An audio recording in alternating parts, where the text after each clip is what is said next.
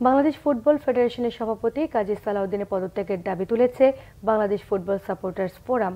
দুপুরে মতিঝিলে বাফুফের সামনে প্রতিবাদ সভা শেষে সংগঠনটির পক্ষ থেকে জানানো হয় 7 দিনের মধ্যে এই দাবি না মানলে আরও কঠোর কর্মসূচি দেবেন তারা।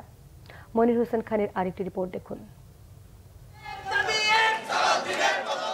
16 বছর ধরে বাফুফের সভাপতির পদ আঁকড়ে আছেন কাজী সালাউদ্দিন। আওয়ামী লীগ সরকার পতনের পর বিভিন্ন প্রতিষ্ঠানে যখন পদত্যাগের হিড়িক, তখন বাফুফের সভাপতির আবারও নির্বাচন করার ঘোষণা, যার প্রতিক্রিয়ায় ফুটবল পাড়ায় প্রতিবাদের ঝড়। 10টি দাবি নিয়ে মানববন্ধন ফুটবল সাপোর্টার্স ফোরামের। 2008 সাল থেকে নিয়ে এবং 2020 সাল পর্যন্ত সালাউদ্দিন সাহেব এবং ওনার যে প্যানেল ছিল, ওনারা সরকারি রাষ্ট্রযন্ত্রকে ব্যবহার করে এই বাফুফের চেয়ারকে দখল করেছে। যারা ভোটের কাউন্সিলর, যারা ভোটার, তাদেরকে বিভিন্নভাবে প্রেশার ক্রিয়েট করে ভোট আদায় করে তারা এই চেয়ারকে দখল করেছে।